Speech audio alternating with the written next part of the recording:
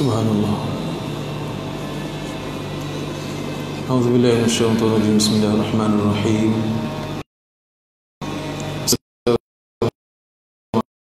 Assalamualaikum warahmatullahi wabarakatuh. Kita mohon taufik dan hidayah. Mudah-mudahan dikekalkan kita dengan taufik dan hidayah, dikurniakan husnul khatimah dan dijauhkan dari su'ul khatimah dengan keberkatan membaca kitab Al-Fatihah. A'udzubillahi minasyaitonir rajim. Bismillahirrahmanirrahim. Alhamdulillahirabbil alamin, arrahmanir rahim, maliki yaumiddin. Iyyaka na'budu wa iyyaka nasta'in. Ihdinas siratal mustaqim. Siratal ladzina an'amta 'alaihim ghairil maghdubi 'alaihim waladdallin. Amin. Al-Fatihah juga kepada Al-Imam Al-Habib Abdullah bin Alawi Al-Haddad rahimahullahu ta'ala. Al-Fatihah. A'udzubillahi minasyaitonir rajim. Bismillahirrahmanirrahim. Alhamdulillahi rabbil alamin, arrahmanir rahim, maliki yaumiddin. Iyyaka na'budu wa iyyaka nasta'in. Ihdinas siratal mustaqim. Siratal ladzina an'amta 'alaihim ghairil maghdubi 'alaihim waladdallin. Amin. Alhamdulillahi rabbil alamin, wassalatu wassalamu ala rasulil karim wa ala alihi wa sahbihi wa man tabi'ahu wa nasrahu wa wala.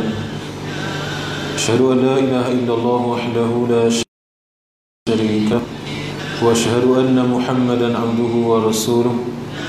Arsalahu Allah basyiran wa nadhira bayna yaday as-sa'ah wa ballagha ar-risalah wa adda al-amanah wa nasaha al-ummah wa jahada fillahi haqqa jihadih. Amma ba'du, fa ya ibadallah ittaqullah. Wahai hamba Allah sekalian, sama-samalah kita bertakwa kepada Allah, kerana sebaik-baik bekalan untuk kita bertemu dengan Allah Subhanahu wa taala tidak lain dan tidak bukan hanyalah takwa kepada Allah semata-mata. Sebagaimana firman-Nya, wa tazawwadu fa inna khairaz zadi taqwa. Berbekalah kamu kerana sebaik-baik bekalan itu ialah takwa kepada Allah Subhanahu wa taala. Ittaqullah haitsu ma kunta. Takutlah kepada Allah di mana sahaja kamu berada. Wa may yattaqillaha yaj'al lahu makhraja. Barang siapa yang bertakwa kepada Allah, pasti Allah akan berikan kepadanya jalan keluar. Mudah-mudahan kita sentiasa dalam keadaan bertakwa kepada Allah, membersihkan hati, melakukan apa yang disuruh, meninggalkan apa yang dilarang, dan sentiasa takut kepada Allah Subhanahu wa ta'ala. Maka kita akan tengok sedikit daripada kitab Risalah Adab Sulukil Murid daripada Al-Imam Al-Habib Abdullah bin Alawi Al-Haddad, iaitu yang mengasaskan Ratibul Haddad, Maka di sini di hadapan saya ini ada kitabnya sebagai hadiah, yang disebut sini sebagai hadiah daripada Al-Habib Abdullah bin Alawi Al-Haddad kepada sesiapa sahaja yang memiliki akan kitab-kitab yang dikarang oleh Al-Habib Abdullah bin Alawi Al-Haddad. Maka kita tengok sedikit dan berkaitan dengan, iaitu yang berkaitan dengan beberapa perkara, iaitu seburuk-buruk penyakit. Fasal yang ketiga, perlu juga kita fahami bahawa hati itu juga memiliki dosa. Bermakna hati kita ini umpama satu bekas lah. Contohnya kalau bekas ini diisi dengan nanah dan darah, maka dalamnya nanah dan darah lah. Seandainya diisi dengan air yang kosong, air yang jernih, maka di dalamnya ada air kosong dan air yang jernih, boleh minum. Maka begitulah hati kita sekiranya diisi dengan noda, dengan dosa, dengan maksiat, maka begitulah kotornya bekas hati kita. Seandainya kotor, maka disediakan taubat, disediakan istighfar supaya kita kembali kepada Allah. Contoh, dalam bekas ini ada darah dan nanah, contoh. Lalu kita nak bagaimana untuk mengeluarkan darah dan nanah tadi?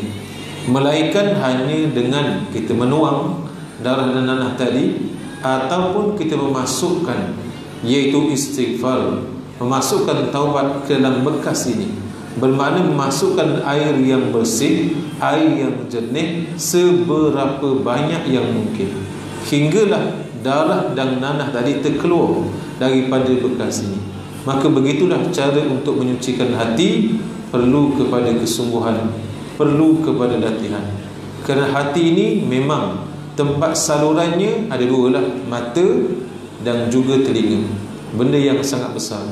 Bila mata melihat benda yang haram, maka mengalirlah sampai ke hati. Telinga mendengar benda yang haram, maka mengalirlah sampai ke hati.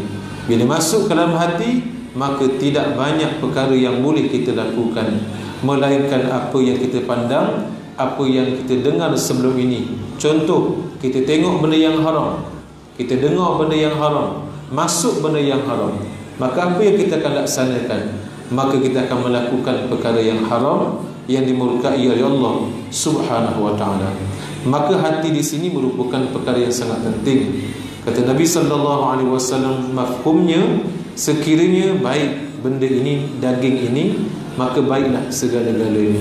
Seandainya buruk daging ini, maka buruklah segala-galanya. Ala wahyal qalb, ketahuilah bahawa itulah sekeping hati. Maka hati ini perlu dijaga. Maka kita akan tengok, iaitu penyakit-penyakit dalam hati ini, untuk sama-sama kita mengenal penyakit dan bagaimana untuk merawatnya. Maka di antaranya, iaitu bahkan dosanya lebih kotor dan buruk dari dosa yang dilakukan oleh anggota badan.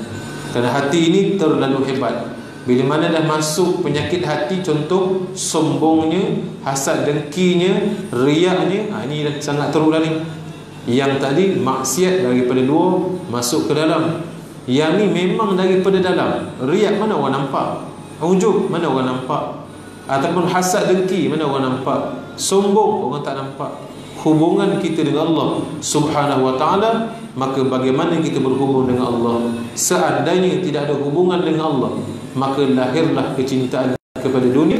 Bila mana lahir kecintaan kepada dunia, maka timbullah penyakit-penyakit yang tadi. Sebab penyakit sombong, hasad dengki, ujub, riak, dan ada 6 yang lain itu, puncanya hubbud dunya wa karahiyatul maut. Puncanya itu ialah kerana terlalu mencintai dunia dan membenci akan kematian. Kalau boleh kita nak mati, dia nak hidup je, kerana banyak lagi ketamakan-ketamakan yang dia cari, iaitu populariti, duit yang begitu banyak, harta benda yang begitu hebat, hingga melalaikan dia dengan Allah Subhanahu wa ta'ala. Cinta kepada Allah tidak akan sempurna kecuali hati kita dibersihkan dari segala macam penyakit. Tengok, seburuk-buruk penyakit, seburuk-buruk penyakit hati adalah sombong yang pertama. Keduanya bangga diri, ujub, dan seterusnya yang dinamakan dengki ataupun hasad. Maka yang pertamanya ialah sombong. Sombong ini merupakan satu penyakit yang mana malaikat yang hebat. Malaikat ni dikenal Tuhan sangat hebat. Kalau dia lalu di kawasan malaikat yang ramai malaikat itu akan berdiri. Kalau mereka duduk, mereka akan berhenti seketika sekiranya mereka sedang melakukan sesuatu, kerana menghormati, iaitu sebelum namanya iblis ini, Azazil namanya. Di langit pertama, ketua segala wali, nama dahulu. Langit kedua, langit ketiga, sampai langit ketujuh, ada nama-nama yang hebat kepada iblis ini. Tetapi dilemparkan ke bumi, dijauhi daripada rahmat Allah kerana sifat sombongnya. Maka sombongnya apa sebenarnya? Sombong diantaranya lari daripada kebenaran. Bermakna bila diajak kepada Al-Quran dan hadis Nabi sallallahu alaihi wasallam, diajak kepada alim ulama, cinta kepada sahabat, tabi'in, awliyaullah, mereka benci dan mereka lari. Dan bila mereka benci dan mereka lari, maka itu bermakna mereka lari daripada kebenaran. Bila lari daripada kebenaran, itulah sombong. Bila mana Allah menyuruh iblis sujud kepada Nabi Adam AS, apa katanya? Tak nak. Kenapa tak nak? Aku lebih baik daripada dia. Ini ciri-ciri sombong. Seandainya kita ada sifat ini, kita rasa diri kita ni lebih baik daripada itu, daripada ini dan sebagainya, maka itu merupakan ciri-ciri, bibit-bibit kesombongan yang ada dalam diri kita. Ana khairum minhu, kata iblis. Aku ni lebih baik daripada dia. Aku takkan sujud kepada Adam AS Maka beginilah kebenarannya perintah Allah. Yang suruh itu ialah Allah. Maka kebenarannya itu sepatutnya diikuti, tetapi tidak berpaling daripada kebenaran, iaitu perintah Allah. Yang keduanya, ciri sombong, merasa dirinya lebih baik daripada Nabi Adam AS. Maka ini di antara ciri-ciri kesombongan. Seandainya ada, maka ubatilah. Di antara cara kita nak ubat, kita ingat balik dua perkara yang diajarlah dalam kitab-kitab lama. Diajar dua perkara. Ingat bagaimana kita datang. Yang kedua, bagaimana kita akan pergi nanti. Bagaimana kita datang? Datangnya kita dengan air mani yang sangat-sangat lemah, tak ada apa pun. Lepas tu dijadikan bayi pula. Apa yang seterusnya? Sekiranya bayi tadi diangkat, diletakkan di mana-mana, kita tak mampu nak bergerak. Dipakai baju pun, tak dipakai baju pun, itulah keadaan kita. Betapa hinanya, lemahnya kita. Maka tak perlu kepada kesombongan. Satu. Yang kedua, bagaimana kita meninggal nanti. Tengok bagaimana kita meninggal nanti. Bila kita meninggal nanti, sebenarnya kita tidak mampu lagi nak mengangkat walaupun satu jari, nak berkelip walaupun satu kerdipan mata.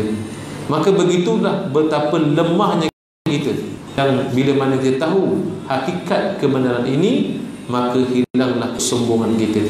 Seandainya kita masih lagi sombong, sedangkan kita tahu hakikat yang sebenarnya, kita datang daripada air mani ketika bayi lagi, kita tak mampu nak buat apa-apa pun. Lagi bila kita meninggal nanti, tak mampu nak bergerak dan sebagainya. Maka yang demikian ini menunjukkan bahawa kita berhajat kepada Allah, kita memerlukan kepada Allah.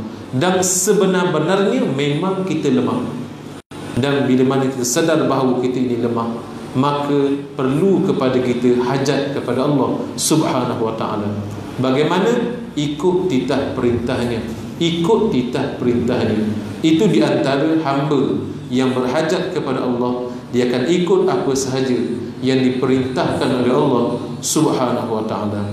Kerana sombong ini akhirnya akan dikeluarkan daripada daerah rahmat kepada daerah kemurkaan. Dulu duduk dalam keadaan daerah, bermakna kawasan yang penuh dengan rahmat, lalu Allah lemparkannya ke bawah dan paling bawah kerana kesombongan. Macam kita lah contoh, kita ada ilmu, kita ada amal. Seandainya kita sombong dengan ilmu kita dan amal kita, maka sebenarnya kita keluar daripada rahmat Allah. Nak masuk balik dengan satu syarat, dengan tawaduk, merendah hati dan merendah diri. Boleh nak masuk balik, kena rendah hati dan merendah diri di hadapan Allah.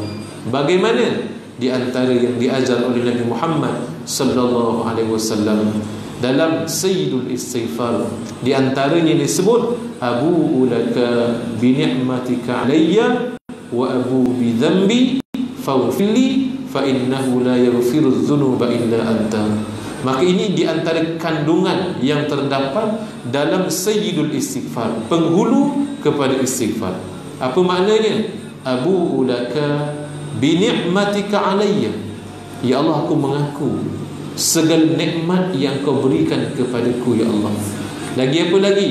Wa abu'u bi dhanbi, dan aku mengaku bahawa aku juga sering melakukan dosa, sering melanggar segala perintahmu, ya Allah. Wa abu'u bi dhanbi, maka apa yang kau minta? Faghfirli fa innahu la yaghfiru dzunuba illa anta, maka kau ampunkanlah aku, ya Allah.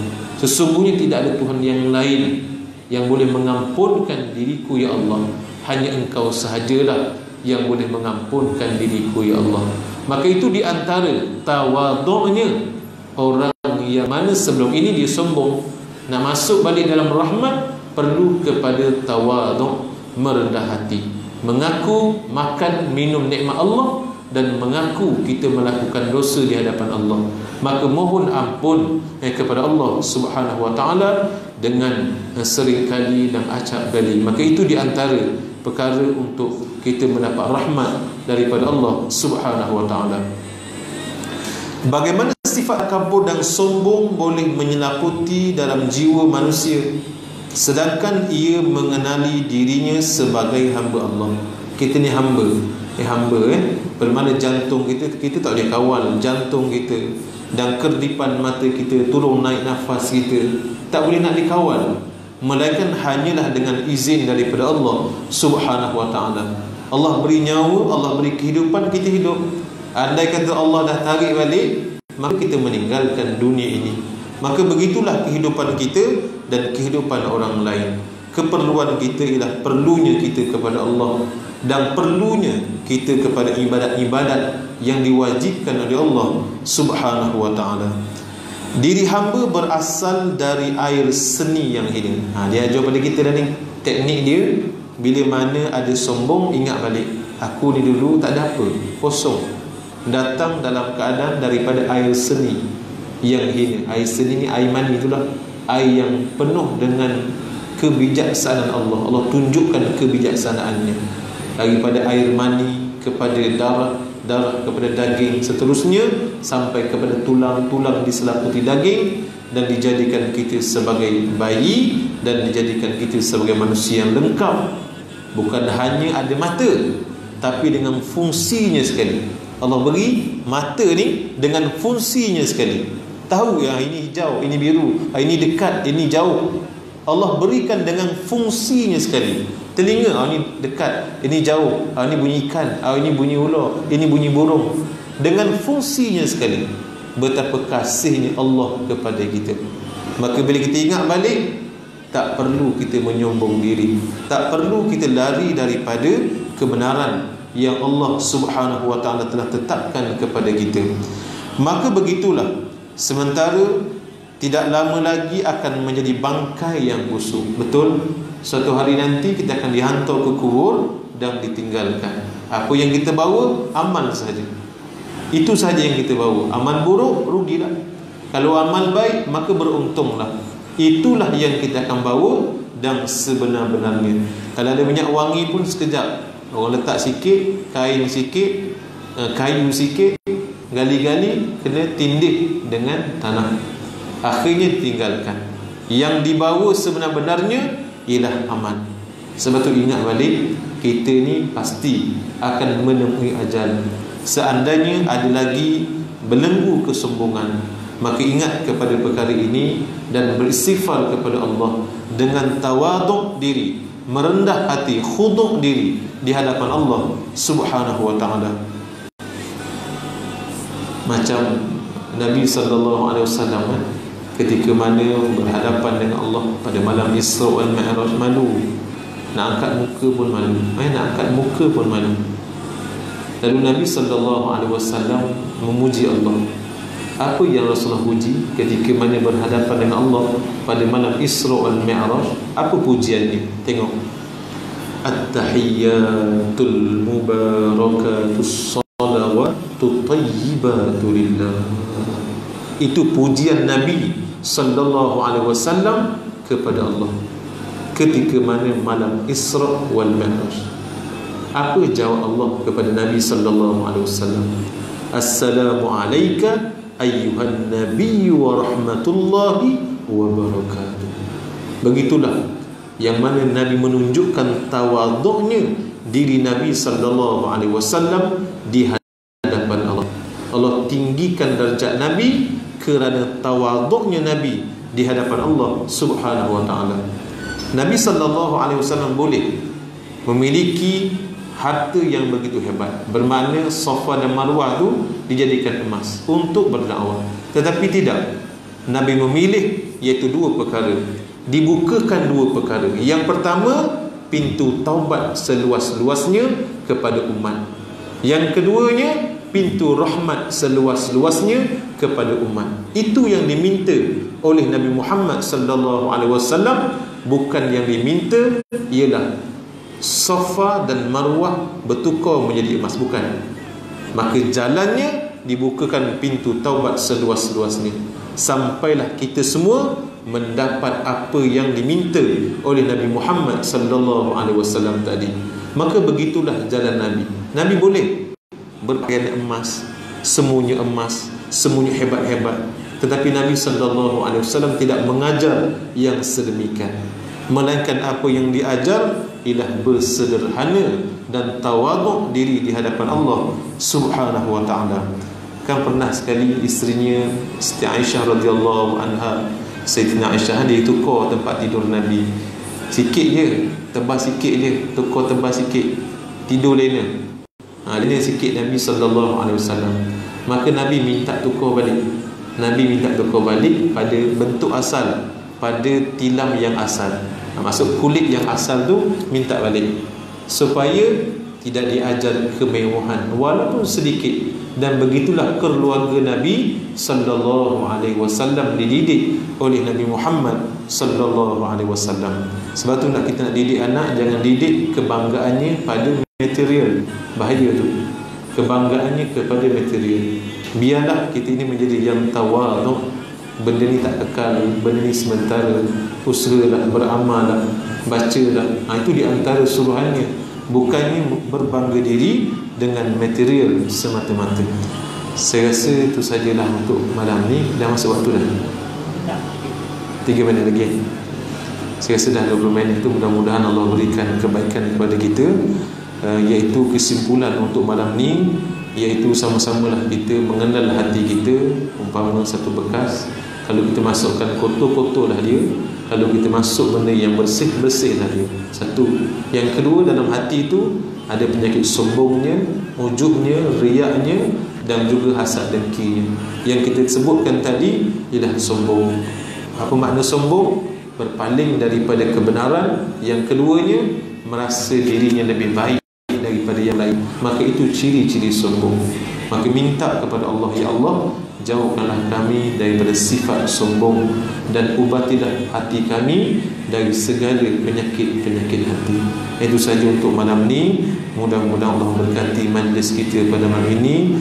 Mudah-mudahan yang hadir maupun yang tidak hadir, Allah kurniakan cahaya hidayah kepada semuanya.